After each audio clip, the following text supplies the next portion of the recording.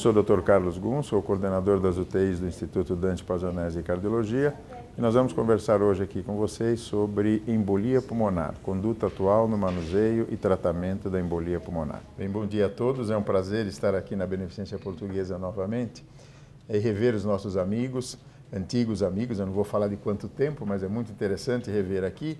E nós vamos, nesses próximos 20 minutos, tentar com os senhores abordar algumas coisas em relação a uma patologia extremamente prevalente, infelizmente subdiagnosticada, que é a parte de embolia pulmonar. Como nós devemos fazer, talvez, o diagnóstico e o manejo atual com novos fármacos que estão entrando para tratar essa patologia. O senhor sabe que o tromboembolismo venoso, de onde faz parte a embolia pulmonar, é uma das patologias bastante frequentes, é a terceira realmente causa de morte realmente em doença cardiovascular, só superada aí pelo infarto e pelo acidente vascular encefálico. E é extremamente importante a gente começar a aprender a fazer o diagnóstico dessa patologia, que nas minhas épocas de faculdade, lembra, a gente sempre falava, a embolia pulmonar é subdiagnosticada, só faz diagnóstico pós-mortem. Hoje, através de novos métodos complementares e protocolos estabelecidos em alguns hospitais interessantes, nós estamos diagnosticando embolia pulmonar de uma magnitude enorme, que os senhores vão ver que isso acontece. Não é infrequente, se os senhores pegarem, principalmente aqui, pacientes oncológicos e uma série de pacientes, às vezes, hospitalizados, acamados, onde não é feita a profilaxia da trombose venosa periférica. O indivíduo desenvolve uma TVP, vejam aqui esse diapositivo, e depois ele desenvolve uma embolia pulmonar com toda a consequência maléfica da embolia pulmonar, registros nossos mostrando que realmente você pode ter uma mortalidade alta quando a embolia pulmonar é estratificada e classificada como grave ou maciça, ou às vezes embolias também com mortalidade baixa, mas o que nós precisamos fazer é o diagnóstico no pronto-socorro, não esquecer de pensar no diagnóstico diferencial de embolia pulmonar quando o indivíduo chega com simples desconforto precordial, um mal-estar, uma síncope, uma tontura num velhinho, um desmaio, quando os senhores vão ver, às vezes por trás tem uma embolia pulmonar, isso é extremamente importante. Vejam que as mortalidades podem ser excessivamente altas, dependendo da estratificação da embolia pulmonar. Vejam, senhores, que ela é, então, bastante prevalente, muito subdiagnosticada. Quando não tratada, a mortalidade chega até 40%, 50%, e dependendo do tipo, mesmo quando tratada, a mortalidade ainda é bastante alta. Nós temos que tomar cuidado em relação a isso. Espera aí que ela não está passando aqui, eu vou pegar, puxar o negócio aqui que sumiu aqui. Se pudesse passar o próximo, deixa eu ver se... Espera aí. Agora vai. Melhorou. E veja que, então, sem diagnóstico e sem tratamento, a mortalidade é excessivamente alta. E o problema da embolia também é, se a gente não tratar de uma forma adequada, a recorrência da embolia é bastante frequente, que pode levar depois a um quadro de hipertensão pulmonar. Por que eu disse que hoje nós estamos numa área mais ou menos melhor do que há 20 anos atrás, quando eu fazia diagnóstico de embolia pulmonar com ventilação e perfusão e arteriografia? Vocês não são nem dessa época. Fazer arteriografia, o Góes é, alguns colegas são, o Roberto é, estou brincando, mas... E a gente não fazia arteriografia. Arteriografia é difícil, ninguém levava para a hemodinâmica. Hoje, com tomografia de alta resolução, de múltiplos detectores, pum, embolia pulmonar está surgindo. Isso não só aqui. Vejo que a quantidade de diagnóstico de embolia pulmonar está aumentando de uma forma bastante expressiva por causa da tomografia de tórax. Talvez nós possamos prevenir a mortalidade, que é bastante alta nessa densidade, mas ainda permanece uma grande parte embaixo da água, quer dizer, que nós precisamos cada vez mais fazer o diagnóstico dessa patologia para evitar a mortalidade. Todos os senhores sabem os fatores de risco clássicos para embolia pulmonar: cirurgia, câncer, indivíduo acamado, TVP, DPOC, uso de anticoncepcional, aqueles fatores clássicos que nós aprendemos na faculdade, UTI, catéter venoso a longo prazo, hipercoagulabilidade, deitado na UTI, insuficiência cardíaca, gravidez, trombofilia, hoje é moda a trombofilia. Você vai falar com os hematologistas, nossa, a trombofilia está estourando aí, o que nós vamos fazer com isso? Saber que isso pode levar a uns quadros de embolia pulmonar, aí vem o problema. Anticoagulação até quando numa trombofilia? O resto da vida? Qual anticoagulante? Quando nós dávamos, por exemplo, varfarin, sou de uma época que eu dava varfarin para embolia pulmonar, é um controle de anticoagulação que nós enganamos a nós mesmos e ao paciente. Você manda ele para casa, ele vai no seu consultório, quanto está o INR? Está 1,8, 1,7, é velhinho, de 78 anos. Você fala, deixa por 1,8 mesmo, eu não vou aumentar um pouco para ir para 2,5 não, porque ele pode sangrar. E aí ficava subtratado. Esse é o problema, às vezes, do varfarin e outros problemas que vocês vão ver também, que é importante. Sinais e sintomas muito inespecíficos, mas lembra que entra no diagnóstico diferencial de dor torácica é importante, principalmente com dor com dispneia, e sinais clássicos, mas bem inespecíficos.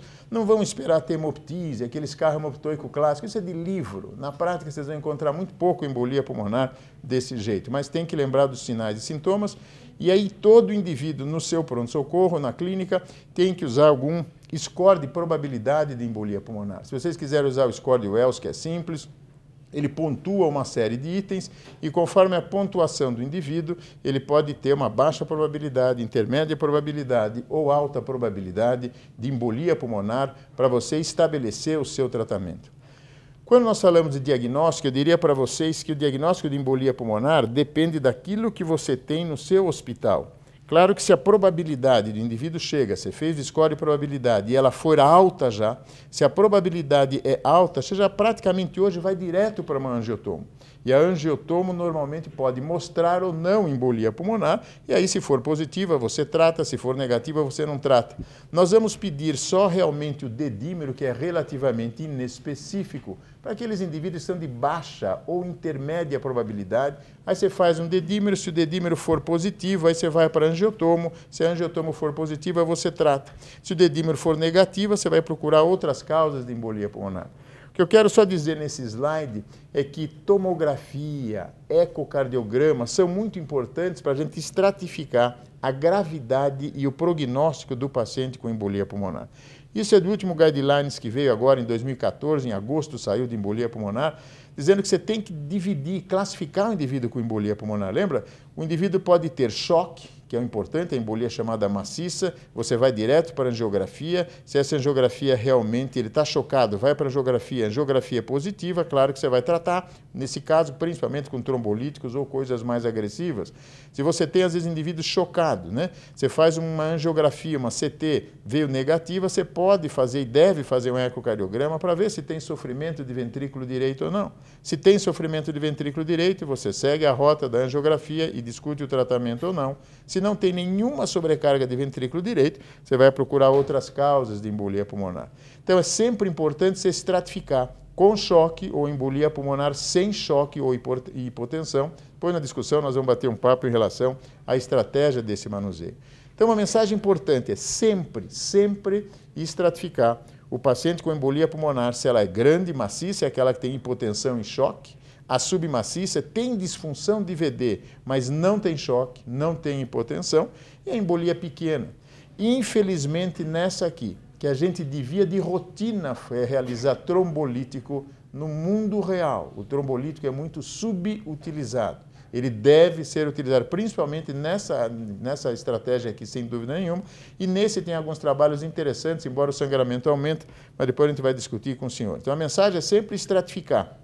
Dependendo da estratificação, o indivíduo pode ter uma mortalidade maior ou não, mortalidade grande, mortalidade intermediária, mortalidade baixa, na dependência de presença de choque e marcadores de disfunção de VD e biomarcadores, troponina ou BNP, e se o risco vai diminuindo, claro que esses parâmetros vão diminuindo, né? Não tem às vezes nem choque, não tem nem disfunção de VD, depende de cada caso para você estabelecer o grau de mortalidade e embolia pulmonar.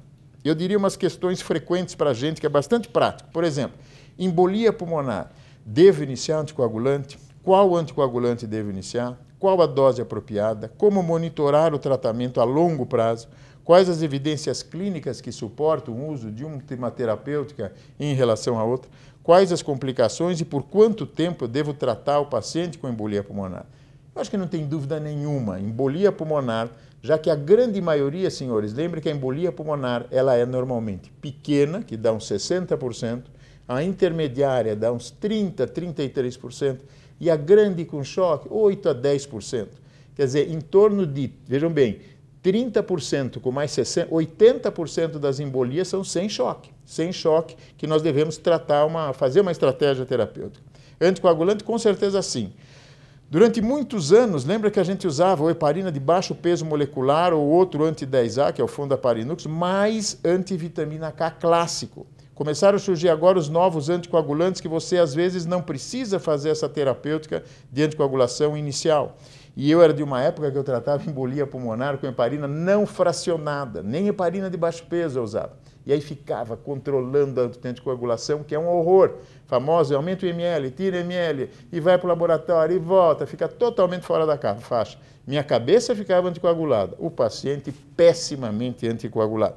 E aí eu falo que nessa evolução, a gente deu muito tempo isso, as heparinas de baixo peso molecular, que eu aprendi a usar também, embora 15 anos atrás, quando nós começamos a usar heparina de baixo peso molecular, para TVP, e para EP, nossa, eu vou dar uma droga que eu não controlo nada, não vou fazer nenhum INR, será que está fazendo efeito? E a gente aprendeu a usar. Então vamos ver o que vai acontecer com esses novos fármacos que estão também entrando por aí.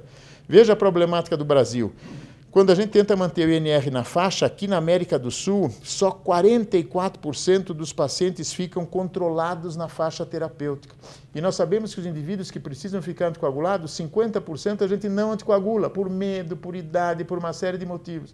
Então, na verdade, os indivíduos anticoagulados é metade disso que ficam na faixa. 22% no nosso país ficam com INR perfeitamente na faixa se você resolve usar antivitamina K depois de um episódio de embolia pulmonar, que é uma tragédia.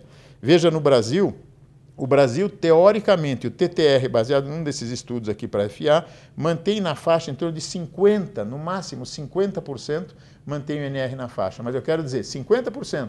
Mas 50% deles não são nem anticoagulados por medo. Então, dá 20%, 25% dos pacientes ficam de forma assim legal anticoagulados. Então, veja que nós passamos de uma fase que vários trabalhos mostraram que as heparinas de baixo peso e fondaparinux era superior à heparina não fracionada por várias meta-análises em termos de diminuição de recorrência de eventos, diminuição de sangramento maiores em uma série de estudos, comparação idêntica de baixo peso, de heparina de baixo peso com fondaparinux mais ou menos estáveis, e agora a mudança de paradigma com os novos anticoagulantes para embolia pulmonar. Eu acho isso um avanço enorme que começou a surgir de uns 3, 4 anos para cá, porque esses antigos você tem que monitorar o tratamento e não é fácil. Com heparina de baixo peso anti-10A é no mundo acadêmico. Um ou outro hospital monitora anti-10A, só quando a gente tem complicação, quando a gente tem sangramento, senão a gente não faz. E será que esses novos anticoagulantes na vida real, sem necessidade de monitorar, o paciente vai se seguir seguro ou não? As evidências clínicas mostram que todos esses três, versus os NOACs, os novos anticoagulantes, que hoje não se chama mais NOAC, né? Quer dizer, não são mais novos, porque eles já têm 3, 4 anos. Hoje a gente fala não vitamina K, não é mais NOAC, novo anticoagulante oral. Porque já faz 3 anos, daqui 4, 5, 6, ele não vai ser novo, ele já é velho. Então hoje a terminologia não NOAC. E tem alguns trabalhos, rapidamente eu vou mostrar para vocês, que sempre quando a gente vai anticoagular o paciente depois, você tem que pesar sempre o risco de sangramento, sangramentos graves, e saber quais são os fatores de risco para sangramento. Paciente idoso, que sangrou prévio, trombocitopênico, tomando antiplaquetário, INR difícil, cirurgia recente, insuficiência renal, insuficiência hepática, abuso de álcool, pode sangrar mais. E olha o que diz o mundo. Quando você tem sangramento nesses pacientes, quando você tem nenhum fator de risco daqueles que eu acabei de lhe mostrar, sangramento nos anticoagulados em 3 meses, 1,6%, por ano 0,8%. Se você tem um fator de risco, já passa para 3,2% e 1,6% por ano. Se você tem mais de 2 fatores de risco, 12% de sangramento e mais de 6% ao ano. Por isso que o risco e a individualização é excessivamente importante. E esses benditos novos anticoagulantes, nós vamos comentar já já, eu já estou logo terminando, para não passar da hora.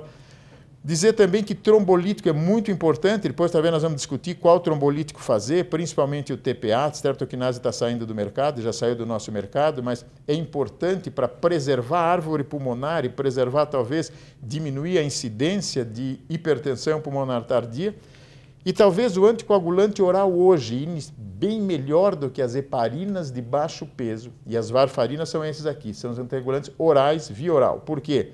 O senhor sabe que os clássicos têm uma janela terapêutica muito pequena, então o indivíduo se fica para cima, ele sangra, se fica para baixo, ele tem evento trombótico, e talvez com esses novos anticoagulantes, será que está na hora, em 2014, nós substituirmos as heparinas de baixo peso molecular e os antivitaminas K, portanto, Rivaroxaban, Apixaban, Edoxaban, desculpe aqui, tem que colocar também o Dabigatran, são todos aprovados fora do país para embolia pulmonar. No Brasil, o único aprovado para embolia pulmonar ainda é o Rivaroxaban no nosso país. Eles todos, o senhor sabe, principalmente esses três, são anti-10A, o Dabigatran é anti-2A. E veja o que aconteceu com os três. Olha que coisa gozada. Quando a gente pega o indivíduo com uma embolia pulmonar, é um negócio grave. Na minha época, nossa, embolizou, é grave. Grave, vou internar, heparina, EV, o baixo peso, deixar 10 dias, 5 dias internado. Será que está chegando a época da gente tratar o indivíduo com embolia pulmonar com isso aqui, ó, um comprimidinho e um copo de água? E fazer uma alta precoce por uma embolia pulmonar, que o gestor adora isso, os pronto-socorros estão lotados. Hoje isso já foi assimilado pelo vascular. O vascular com uma TVP distal, tranquilamente, ele dá novo anticoagulante oral e vai para casa. Raramente eles dão mais as famosas heparinas como eu dava. Está se iniciando um processo de mudança cultural no tratamento da embolia pulmonar. Esse é um dos trabalhos que mostrou para a gente no Einstein, trabalho que comparou enoxaparina clássica, depois manteve o indivíduo com vitamina K. Vejam, comparando com já só com comprimido, sem enoxaparina, 15 mg 2 vezes por dia por 3 semanas e depois uma de 20 mg, desfechos de recorrência e segurança. É um trabalho de não inferioridade, não é superioridade, é não inferioridade. Se for não inferior à varfarina, nossa, já está mais do que bom. Veja que ele foi totalmente não inferior, exatamente igual aos novos episódios de recorrência, exatamente igual. E uma coisa benéfica, aqui de novo, em termos de eficácia, exatamente igual, Rivaroxaban e enoxaparina, depois com vitamina K, 4.800 pacientes. E veja que os indivíduos que tomavam varfarina estavam na faixa terapêutica em torno de 62%, é grande. Na realidade do Brasil isso não passa de 40%. Então, mesmo bem controlados, o novo fármaco foi exatamente igual à varfarina para prevenção de eventos recorrentes numa embolia pulmonar. E olha isso aqui que é muito importante. Sangramento. Sangramento muito menor com o novo anticoagulante, 1,1 versus 2,2 comparado com o clássico enoxaparina e antivitamina K. E sangramento importante, dá uma olhada, redução expressiva de sangramento maior, redução expressiva de intracraniano, redução expressiva de sangramento reto-peritoneal. Por esse grupo de trabalhos, que existe uma série de trabalhos para TVP e para EP, se comparou que esse fármaco novo é bastante interessante, não é inferior, ele tem superioridade em relação a sangramento maior. O que significa? Ele sangra menos, principalmente em pacientes idosos, em pacientes frágeis ele sangra menos. Isso é bastante importante em relação ao tanto o grupo que tratou TVP como embolia pulmonar, teve um sangramento reduzido em relação a essa patologia. Mais uma coisa interessante, pacientes frágeis, pacientes idosos, vejam aqui o sangramento, ó, quem tomou o clássico, 4,5%, quem tomou o novo fármaco, 1,3%. Pacientes idosos sangram bem menos com esse fármaco e é nesse que nós temos medo de dar. Quando a gente pega um indivíduo de 75, 78 anos e fala, ai meu Deus do céu, aquela coisa que a gente faz na vida prática, eu vou deixar só com aspirina para ele não sangrar. Essa é a vida real. E a vida do trabalho nos permite dar um novo anticoagulante, sim. Então a gente considera, por que eu coloquei aqui só Rivaroxaban? No Brasil só, mas todos, gente, todos sinalizam para o mesmo caminho, Apixaban, Edoxaban, Dabigatran, com sangramento bem menor e eficácia exatamente igual a enoxaparina e vitamina K. E no Brasil ainda está só aprovado, por enquanto, o Rivaroxaban. Mas veja, o Edoxaban, já estou terminando em 3 minutos. O Edoxaban também contra a varfarina, para sintomático, para embolia também periférica e pulmonar, uma vez por dia, isso é bastante interessante, um estudo também que terminou faz uns 2 anos, só que nesse grupo eu dava ainda enoxaparina ou heparina por 5 dias e depois eu dou o comprimido via oral. Agora o Rivaroxaban e o Apixaban, você dá direto o comprimido quando o indivíduo chega no pronto-socorro. Veja, com esse fármaco também foi extremamente igual, comparando o novo fármaco com varfarina, exatamente recorrência igualzinho, e mais uma vez, sangramento menor com Edoxaban comparado com a varfarina. Dessa forma, por esse novo regime também, ele não é inferior à terapêutica tradicional, que é aquela antiga nossa, menos significativamente exatamente igual, e principalmente indivíduos com embolia mais grave, já tinham mais disfunção de VD e menos sangramento, que isso é muito importante. Então, veja bem, Rivaroxaban, Edoxaban, Apixaban, que é um novo, também foi extremamente favorável. E esse também é só via oral. Dá uma olhada, 10 mg por 7 dias. E depois, isso foi comparado só comprimidinho versus enoxaparina versus varfarina. Todos eles também mostraram eficácia similar, é exatamente igual, e sangramento bem menor com a Apixaban comparado com outro trabalho. Dessa forma também, ele não é inferior comparado com o tratamento clássico, mesmo aqueles indivíduos que tiveram INR razoável, 70% de controle, e o efeito também foi mantido em pacientes idosos e mais de 100 quilos. Claro que se o indivíduo não pode tomar nenhum tipo de anticoagulante, muitas vezes você tem que realmente colocar filtro em veia cava, indivíduos que estão acamados, que estão anticoagulados e têm repetição, você coloca filtro, complicações graves pela anticoagulação, você precisa tratar, colocar o filtro. A pergunta vem aí, até quando eu vou tratar? E depende de cada paciente. Se eu tenho uma embolia, um TVP associado a um processo cirúrgico, uma fratura, 3 meses, 3, 6 meses no máximo. Se você tem um indivíduo que tem um fator não cirúrgico, pelo menos 6 meses. Se ele já teve um evento prévio, trombótico prévio, embolia, para o resto da vida você vai tratar. E aí que você tem que pesar o risco de sangramento e de trombose. E escolher um anticoagulante que realmente ele esteja anticoagulado. Mais uma vez eu falo, eu sou humilde no meu consultório. Para manter os meus pacientes com varfarina não é fácil. Eu controlo 50% na faixa. Os outros sempre vai, comeu verdura, não comeu verdura, e comeu isso, tomou anti-inflamatório. Não estou dizendo que os novos são essa maravilha, não. Os trabalhos randomizados são lindos, mas o que precisa é a fase 4, essa que nós estamos usando agora. Começar a usar 1 ano, 2 anos, e isso os registros estão mostrando para a gente. Se os registros mostrarem que é uma tragédia, que vai sangrar muito mais, a gente vai voltar. Mas vamos, pelo menos, começar a ter experiência com os novos anticoagulantes, que eu acho que são bastante interessantes, né? E em 2014, saiu agora em agosto, no Congresso Europeu da semana passada, e eu estava ontem num outro evento bem longe daqui, que também mostrou esse tipo de problema, mostrando para a gente que, veja que na embolia pulmonar, esse de 2014 agora, que o último guideline era de 2008, esse saiu há 1 mês atrás, mostrou que, claro, que com choque ou hipotensão, recomenda-se realmente anticoagulação endovenosa, porque o indivíduo está chocado, está hipotenso. Trombolítico é bastante recomendável, nível de recomendação 1B, ou fazer uma embolectomia 1C, ou uma série de catéteres hoje que podem fazer para você aspirar ultrassônico ou não, de tirar o trombo naquele paciente extremamente grave, 2A. Mas veja que no paciente sem choque, sem hipotensão, que corresponde a 80% dos pacientes de embolia pulmonar, você pode fazer 2 tipos de anticoagulação. Ou a clássica, que você entra com heparina de baixo peso molecular, e depois você entra com antivitamina K, mantendo o INR de 2 a 3. Se você conseguir fazer isso de uma forma efetiva, por 6, 12, ou o resto da vida se precisar, e já entra no de 2014 agora todos os novos anticoagulantes orais, seja Rivaroxaban 1B, nível de evidência 1, o Apixaban 1B, o Dabigatran 1B e o Edoxaban 1B. Quer dizer, todos os novos anticoagulantes orais já entram, sim, como opção no tratamento. Por que é 1B e não 1A? Porque normalmente nós temos só um grande trabalho randomizado. Quando ele tem mais do que um, fica para 1A. Quando for 1B é porque só tem um trabalho. Mas nesse trabalho mostrou uma efetividade bastante interessante. E eu terminaria para os senhores dizendo que embolia pulmonar, sempre no pronto-socorro, quando o indivíduo chega com desconforto precordial, pense em embolia pulmonar. Faça seus scores de probabilidade clínica.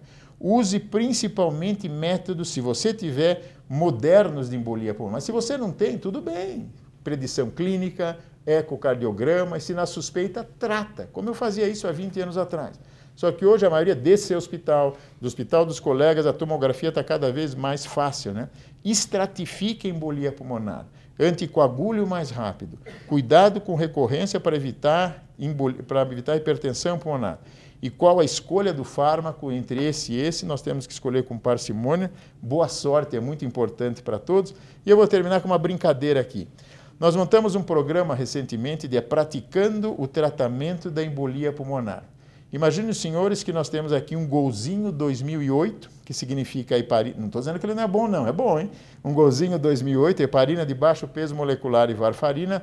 E aqui em 2014, volto a falar, por que eu só coloquei esse? Porque no Brasil só existe esse, mas os 3 são bons. Volto a salientar. Os 3 anticoagulantes são excelentes para embolia pulmonar. O que acontece? Em termos de conforto, esse aqui não tem direção hidráulica, é difícil controlar o INR. Esse tem direção hidráulica, você não precisa fazer controle de INR. Ainda em relação ao conforto, esse não tem vidros automáticos, você tem que fazer injeção subcutânea e depois via oral. Esse tem vidro automático, você já vai para via oral inicialmente. Ainda em relação ao conforto, esse não tem trava elétrica, esse golzinho. Demora até atingir o bendito INR, 4, 5 dias internado para atingir o INR. Esse tem trava elétrica, anticoagula em 4 horas. Ainda em relação ao conforto, esse golzinho não tem ar-condicionado, mais dias de internação. Esse tem ar-condicionado, você tem uma alta mais precoce. E em termos de segurança, esse não tem airbag, sangramento de 2.2. Esse tem airbag, sangramento de 1.1. Ainda segurança, esse não tem freio ABS, sangramento intracraniano 0,4. Esse tem freio ABS, sangramento intracraniano é menor do que 0,1%. Então eu acho que quando a gente começa hoje a mudar de um ponto de vista cultural o conceito, eu ainda sou muito tradicional, eu preciso aprender a tratar a embolia pulmonar com novos, eu sou ainda aquele pegar heparina, porque eu tenho medo, é uma patologia grave. Nós vamos aprender, a vida é assim. Então, qual carro que você quer pegar na estrada de anticoagulação, eu falo, para TVP nós já assimilamos os novos. Para FA, eu sou cardiologista, já estou embarcando nos novos orais tranquilamente. Para embolia pulmonar, é um novo processo que se começa a formar para tratar os pacientes com embolia pulmonar. E eu terminaria dizendo para vocês que o futuro do tratamento da embolia pulmonar, eu tenho certeza, nós estamos em 2014 até 2020, se nós fizermos de uma forma tranquila o diagnóstico, estratificarmos o problema, principalmente os mais novos, vão começar a usar menos as heparinas de baixo peso, as não fracionadas, e cada vez mais usar Apixaban, Edoxaban, Dabigatran e Rivaroxaban, mas vai depender dessa fase 4, isso que nós estamos fazendo agora, sempre pensando em custo, em eficácia e segurança para o nosso paciente. Acho que era isso que eu tinha que dizer para o senhor, e desculpe aí, muito obrigado.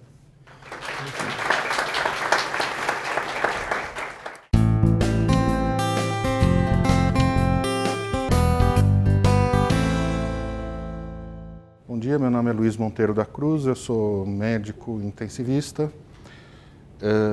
doutor em medicina de emergência pela Faculdade de Medicina da USP e coordenador da UTI de pronto-socorro atualmente do Hospital 9 de Julho. Vou começar pelos agradecimentos protocolares.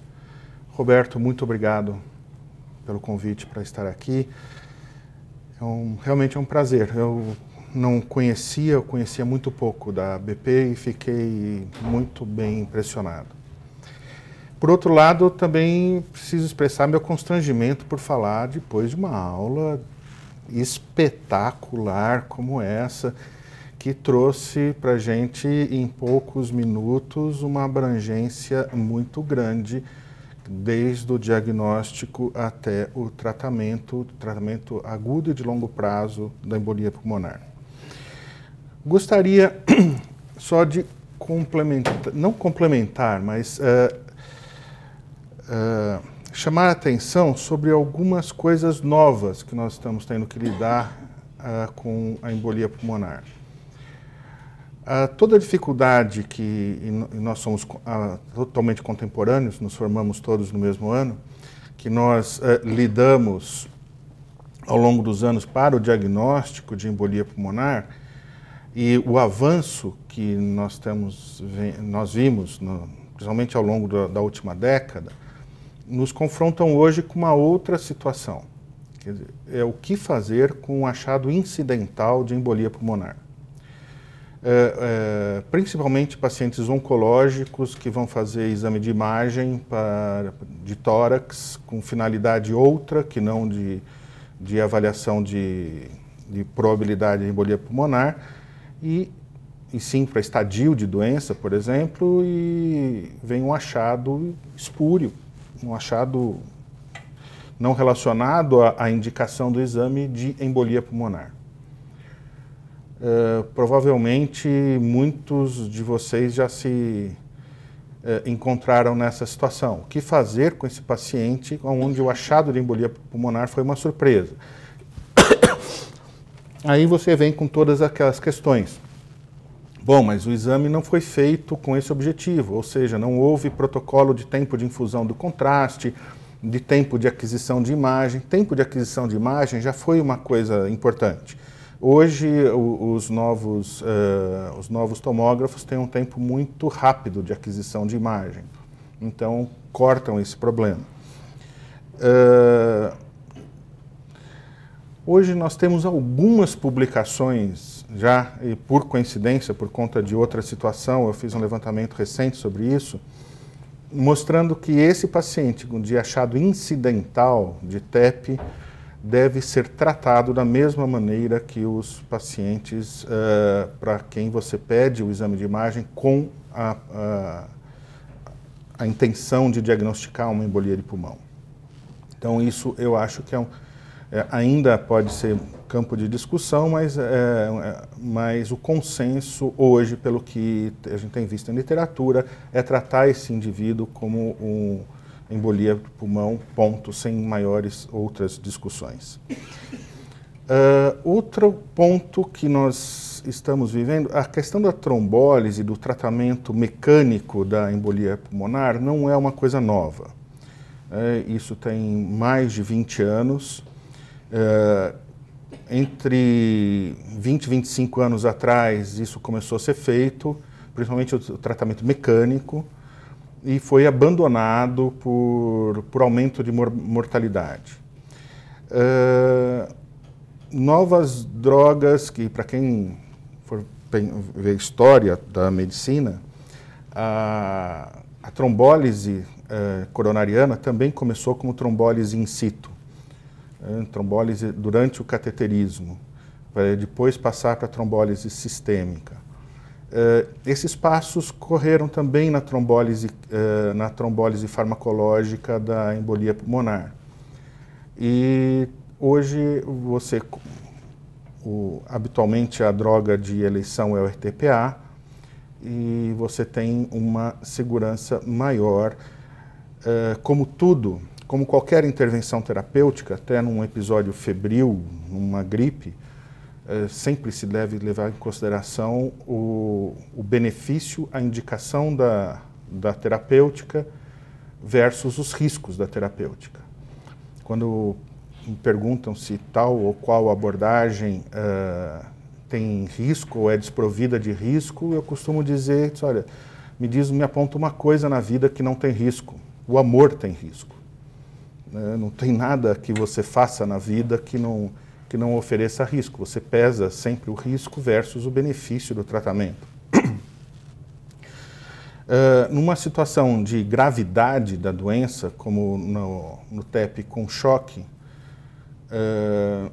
eu acho que hoje a gente não teria maiores discussões quanto à indicação de um procedimento ou de trombólise ou de atuação in situ, seja embolectomia, seja aspiração, utilização de ondas ultrassônicas locais. Existe uma gama hoje de intervenções possíveis, mas no TEP com choque, dada a gravidade, eu acho que sem dúvida vale considerar. Óbvio, você vai ter que pesar o momento do paciente. O paciente está no segundo PO de uma craniectomia por um tumor do sistema nervoso central. Bom, trombólise farmacológica para esse paciente está fora de questão, a princípio. Certo? Você pode pensar em lançar mão de outros mecanismos, dependendo do hospital. Aqui é um hospital, a BP é um hospital de renome não só nacional, mas internacional, do ponto de vista de cardiologia invasiva. Então, com certeza, aqui vocês dispõem de métodos vários de tratamento invasivo da embolia pulmonar, não só o farmacológico, não só a trombólise química. E existe uma situação outra muito peculiar, muito pouco comum da gente se defrontar, mas que é aquele paciente agudamente enfermo e tão grave que não dá para tirar esse paciente daqui agora e levar para a tomografia para fazer uma angiotomo de tórax. Aí você vai considerar as probabilidades, né? como o Gun muito bem falou, pensar em TEP é pensar em probabilidade pré-teste. E pensando, se a probabilidade pré-teste para embolia pulmonar for muito grande, você já tem respaldo em literatura para trombolizar esse indivíduo à beira-leito sem esse recurso diagnóstico de certeza. Mas isso é uma situação muito específica, muito pouco comum. Em relação ainda ao que foi dito, eu compartilho com o Gun do entusiasmo pelas novas possibilidades de intervenção terapêutica. Só que eu tenho um receio a mais. Talvez, apesar de contemporâneos, eu seja emocionalmente mais velho do que ele. Mas a contrapartida que me preocupa é o que fazer com o paciente anticoagulado sangrando. É uma coisa que é uma situação onde esse paciente sangrando com heparina ou com antivitamina K, eu tenho hoje à mão um arsenal terapêutico que me permite intervir rapidamente e reverter o estado de anticoagulação. Coisa que ainda nós não dispomos nas novas drogas, nos anti-10A. Então, de novo, o Gun usou uma palavra muito feliz, que foi a individualização. Vocês devem ter notado, também nos slides que foram apresentados, o cuidado que nós devemos ter com pacientes com disfunção renal e a indicação dos novos anti-10A. Então, como tudo, vocês espero não prescrevam uma droga, a mesma droga, para todos os pacientes na mesma dose. Cada paciente deve ser analisado com o que ele teve, por que ele teve o que teve, e qual é o que eu espero do futuro desse paciente.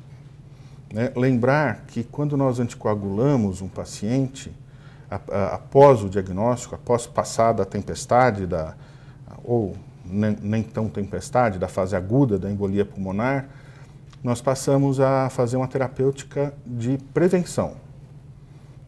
Anticoagular esse paciente significa diminuir o risco de que ele tenha um novo evento. E isso deve ser pesado para cada indivíduo, principalmente numa população que está crescendo porque todos vivemos mais e porque os pacientes oncológicos vivem mais também. Então, o que fazer nos pacientes oncológicos? Existem uma série de situações para que nós... o que fazer, por exemplo, um paciente oncológico com catéter de longa permanência. Devo fazer lançar mão de alguma atitude preventiva ou não? O que fazer nas embolias nas tromboses de membros superiores? Anticoagular ou não anticoagular? Retirar o catéter? Isso tudo tem que ser interpretado doente por doente. No que diz respeito às tromboses de membros superiores, eu acho que continua valendo a máxima de antes da subclávia ou comprometendo a subclávia, porque aí nós estaríamos com maior ou menor risco. Desculpa, eu não estou controlando o tempo aqui, eu me perdi no tempo. Como é que eu estou? Eu sou capaz de continuar falando indefinidamente. Então, você me chama a atenção, por favor? E os pacientes cirúrgicos, os pacientes com intervenções intracranianas, traumas de crânio fechado ou pós-operatório de cirurgias intracranianas.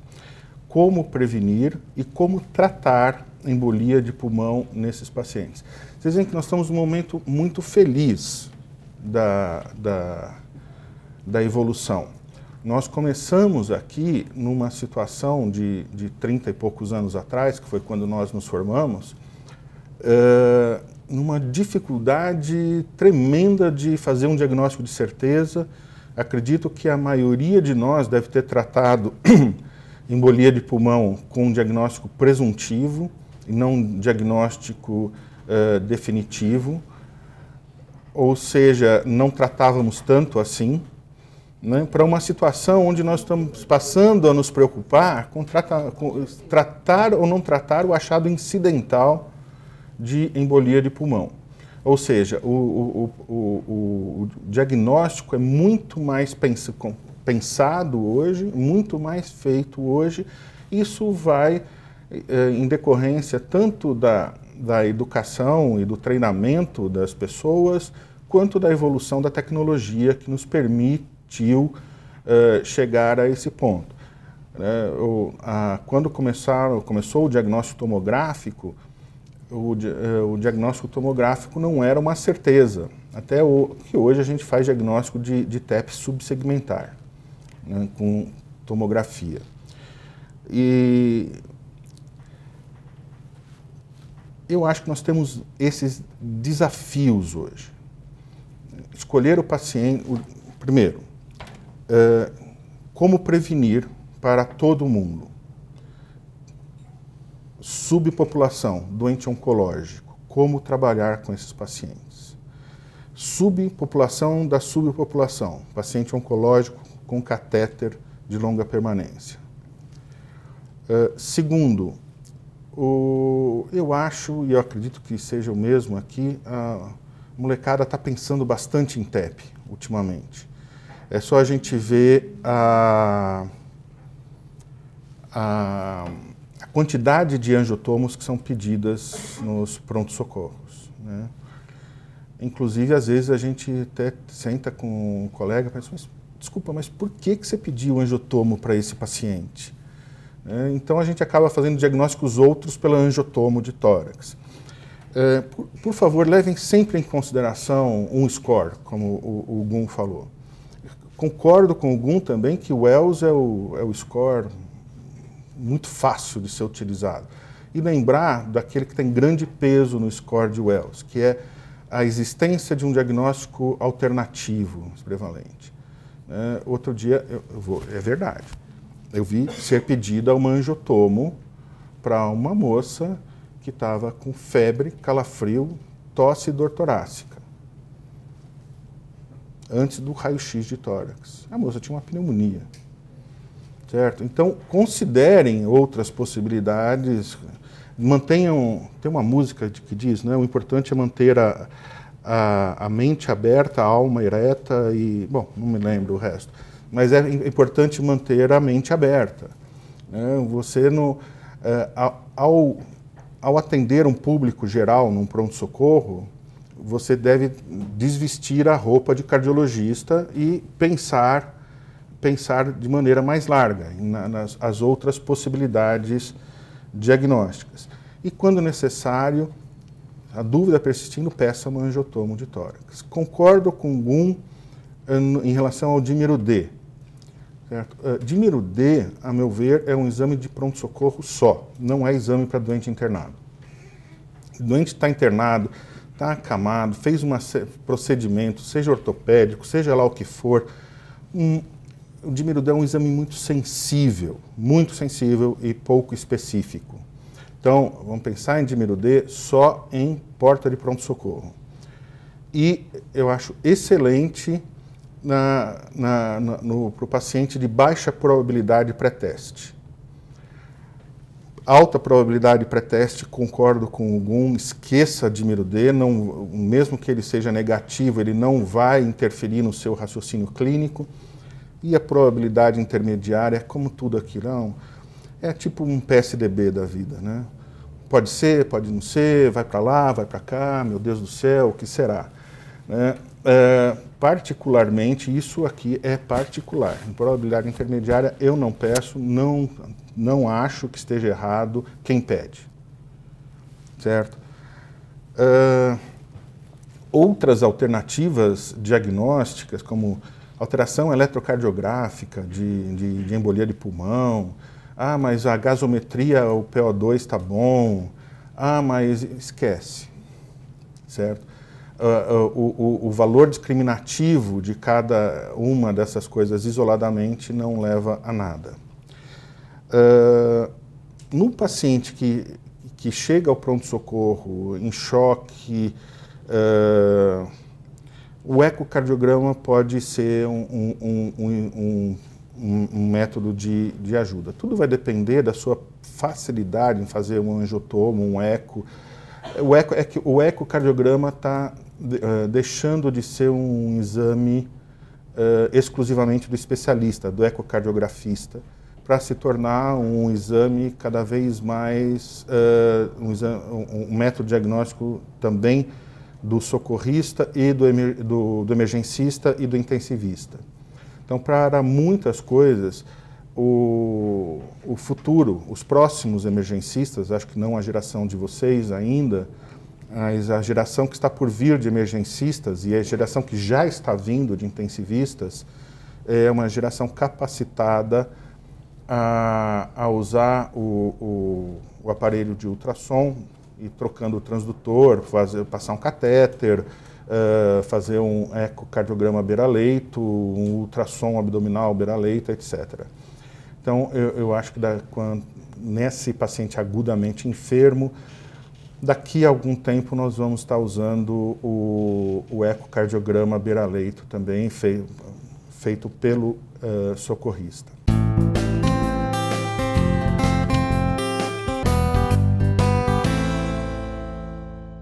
Parabéns à apresentação. Eu gostaria de perguntar ao Dr. Gum, frente a um paciente com stent farmacológico, que ele está fazendo uso de dupla antiagregação, e vem a desenvolver e está ainda naquela fase de risco de trombose intrastente e tal. Qual a tua opinião com relação aos novos anticoagulantes ou voltar controlar com Coagucheck, que tem uma experiência boa e com relação à experiência de paciente que era revascularizado, graças a Deus está vivo, foi para Chicago visitar a filha, só estava com aspirina, revascularização já com 80 e poucos anos. E o colega deu Rivoxaban para ele viajar. E caiu em Chicago, no centro de Chicago, com hemorragia digestiva. Felizmente está vivo, tudo, mas teve que mandar uma carta para o seguro cobrir a... Então, esse grupo de pacientes que cada vez aumenta mais, está envelhecendo mais, e muitos deles com stent, principalmente para o pessoal mais jovem e para a gente também. Qual a tua posição? Acho que obrigado pela pergunta, agora é uma pergunta extremamente importante, é o debate de todo o local, quer dizer, essa é um paciente realmente que vem aumentando a prevalência, cada vez mais nós estamos ficando mais idosos. Só para vocês terem uma ideia, 20 até, tem estudos dizendo assim, de 8 até 20, 25% dos pacientes com fibrilação atrial que precisam estar anticoagulados têm um evento coronariano agudo e precisam pôr uma endoprótese, por exemplo, um stent. E aí é esse dilema. Ele põe um stent, teoricamente vai ficar com dupla antiagregação plaquetária e anticoagulado por uma FA crônica, por exemplo, ou uma válvula, ou um TVP, ou um TEP que ele teve. Então, a mensagem bem resumida também está nesse último Guidelines, que saiu agora em agosto, o que fazer, uma tabelinha muito bonita, o que fazer com pacientes anticoagulados e necessariamente com antiplaquetários. Uma mensagem importante, primeiro, aquela ideia que nós tínhamos até um ano atrás, de colocar só stent simples, stent não revestido já não pega mais. Você pode pôr, inclusive, stents novos, os de segunda ou terceira geração, eluídos, não mais os bare metal stents, que a gente sempre fazia isso, porque o tempo de anticoagulação, o tempo de dupla antiagregação era menor. Hoje já se permite pôr stent eluído de nova geração, onde a dupla antiagregação está sendo cada vez menor. Tem estudos mostrando até 3 meses, 6 meses, e nos clássicos 12 meses, via radial sempre, para não ter o sangramento de via femoral. Eu diria para vocês que você sempre tem que pôr numa balança risco de sangramento e risco trombótico. No geral, existe um trabalho, que é o chamado OST Trial, que, por causa dele, os indivíduos que precisam tomar anticoagulação, a gente ainda, em 2014, volta para o anticoagulante clássico, seriam os varfarínicos, associados com clopidogrel e não aspirina. Para mim e para o Góes e para muitos cardiologistas é difícil a gente, nossa, eu vou tirar aspirina e começar a deixar agora clopidogrel com varfarin no cara que precisa ficar anticoagulado e colocou um stent. Por causa de um trabalho de 573 ou 4 pacientes, nós estamos fazendo isso. É muito precoce fazer isso. Tem 2 trabalhos que estão sendo desenhados, um que é o Pioneer, que vai sair em 2016, e outro que é o Redual, que vai começar agora com dabigatran. Por quê? Os novos antiplaquetários e novos anticoagulantes não tem nenhum estudo. Tipo, quero dar ticagrelor junto com NOAC, com rivaroxaban. Não tem, gente, não tem bom senso. Aí é melhor a gente ser humilde, voltar para o antigo. E no antigo, talvez, se você tiver que dar o antigo, varfarina, mais um antiplaquetário, volte para o clopidogrel. Até novos estudos vão surgir. Mas tem estudos muito legais, com rivaroxaban, com dabigatran. Talvez nós vamos tendo novidade boa. Então, resumo. Anticoagulante clássico, volta para o outro, mantém o mais curto possível, via radial e pese score de sangramento, tanto o Resbled como o Chades-Vasque, para saber o que você vai fazer. Mas é difícil. Quando eu tenho um paciente desse, eu fujo, no bom sentido, estou brincando, né? Mas sai de perto, porque você dá um pouquinho mais, ele sangra, você tira, ele trombosa, e aí a gente fica perdido. Né? Luiz, já tratou algum paciente com manifestação hemorrágica depois do uso após o uso dos novos anticoagulantes? Já. Tanto de angústia, né? Que você fica atado. Posso fazer só um comentário nesse atado? Assim? Eu acho que é super importante o que o Luiz falou. Mas deixa eu ver se eu sou meio assim, não vou dizer que eu sou maluco, mas assim... Se a gente fala que tem antídoto por varfarin, concordo plenamente, você tem o INR na mão, vamos supor que você tem um paciente tomando varfarin, eu tenho um paciente tomando novo anticoagulante. Eu sei que todo novo anticoagulante sangra numa média de 30% a 70% menos a cabeça, um AVCH, do que o varfarin. Isso provado em todas as meta-análises. Se eu sangro com varfarin, um sangramento grave, o antídoto que eu faço, que seja o que você quiser que tem, demora 4, 5 horas para agir. A gente pega, vou fazer aí vitamina K. Tá bom, demora 3, 4 horas para agir. O malefício na cabeça já foi feito, porque sangrou.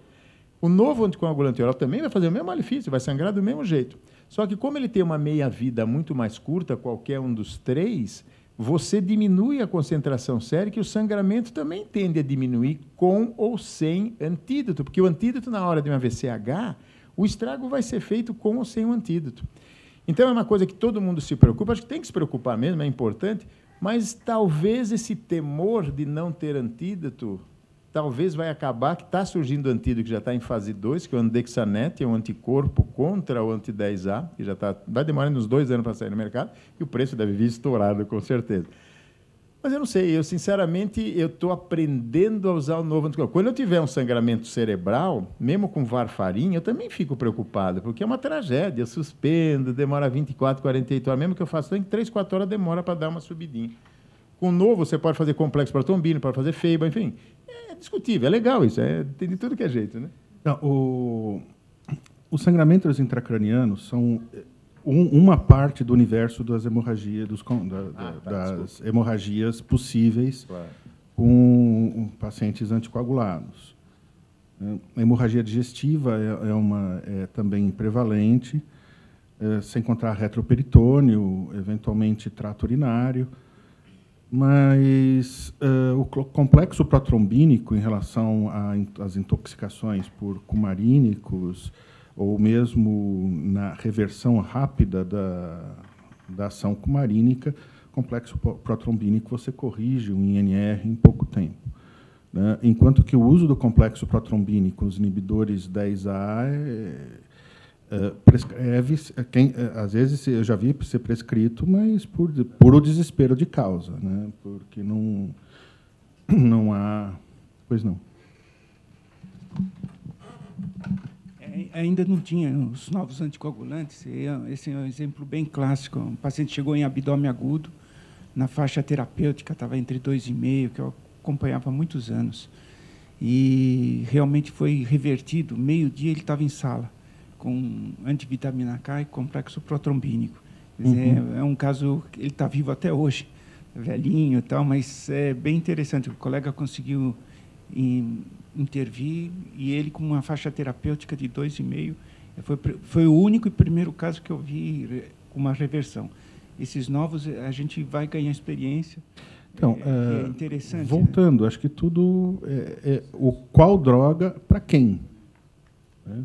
Então, você tem um paciente que teve, indivíduo de entre 30 e 40 anos, uma fratura, ficou hospitalizado, teve teve uma embolia pulmonar, o indivíduo não tem comorbidade nenhuma outra, né, baixo risco de intercorrências outras, é um doente bom para usar um anti-10A.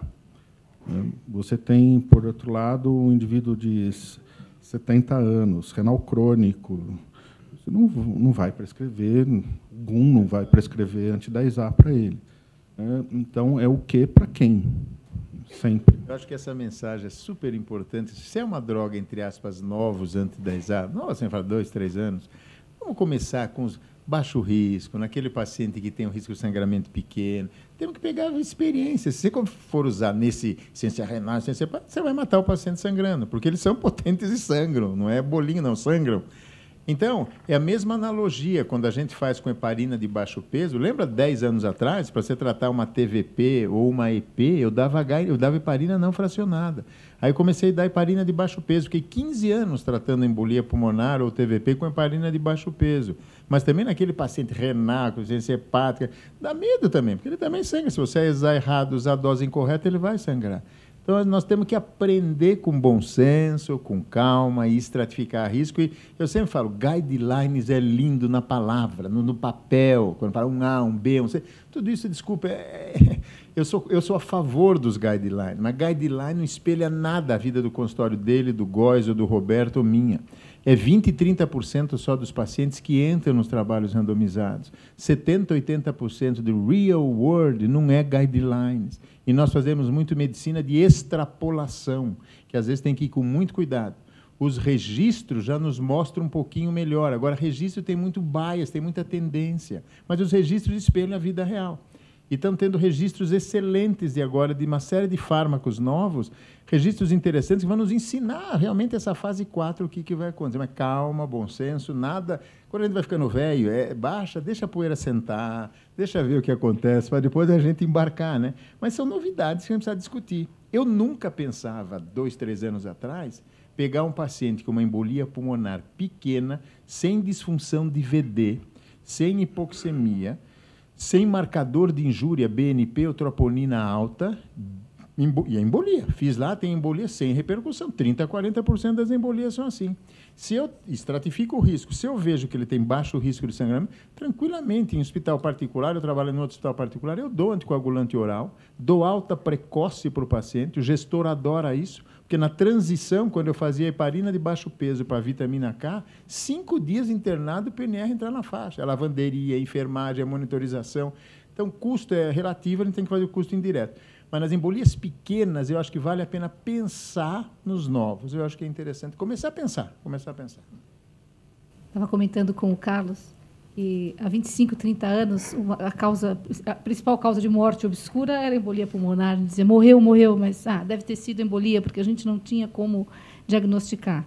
Certamente, nós estamos caminhando para um outro paradigma, né? Morreu apesar de uma embolia pulmonar. Então, acho que é uma evolução brilhante, considerando que todos esses ajustes em função dos apelos da indústria farmacêutica têm que existir em qualquer afecção, mas nessa em particular parece que as coisas estão bem fechadas no sentido de considerar principalmente os riscos, né, uma vez que os benefícios são inquestionáveis. Luiz. Só lembrar ainda que nós poderíamos estender, e não vamos, fiquem tranquilos, não vamos... mas para falar sobre os filtros de cava, os tipos de filtro de cava, para quem filtro de cava, se bota um filtro definitivo ou um filtro que você retira depois de um tempo, Embolia de pulmonar em grávidas, que é um outro capítulo. E depois eu esqueci o que tinha mais. Mas são vários pequenos segmentos do assunto em situações muito particulares daqui para frente, que a gente poderia estender ainda mais, mas não vamos. Certamente poderá ser motivo de novo encontro nosso. Algum comentário final? Acho que foi só uma vez agradecer estar aqui e dizer que ciência, tem um professor que vocês conhecem, o Michel Batluni, que ainda está no Dante, ele fala assim, todos esses novos fármacos, as novas drogas, é que nem moda de mulher. Lembra, a mini saia vem, vai, a saia sobe, a saia desce. Talvez o que eu estou falando hoje de anticoagulante, daqui a alguns anos ou vai se perpetuar ou não, ou esteja totalmente errado. É a vida geral, é o uso que vai mostrar se é realidade ou não. Eu sempre mostro assim, uma segundinha eu vou terminar. Eu tenho prescrições minhas do Dante Pazzanese, de 30 anos atrás, que eu tratava infarto carimbado Carlos Gum, dipiridamol de rotina, nifedipina de rotina, que vocês acho que nem sabem mais o que é, mas a gente dava, de rotina para infarto. E os residentes dão risada. Doutor Gum, o senhor prescrevia dipiridamol e adalate para os pacientes? Sim, naquela época era moda, no bom sentido. Então, medicina é bom senso, calma, bom senso, mas coisas novas a gente tem que aprender talvez a usar. Né? Mas obrigado aí pela participação. Agradecemos mais uma vez os nossos convidados pelo brilhantismo das apresentações. Agradecemos a todos os presentes e nossa próxima reunião fica para o dia 20 de outubro. Bom dia a todos.